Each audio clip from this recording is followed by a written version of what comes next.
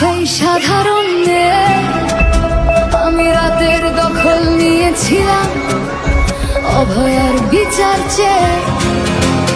যতই কাকিমা আপনি আজকে করুন অস্বীকার, সেদিন রাতে আমরাই ছিলাম ছিনিয়ে আনতে বিচার।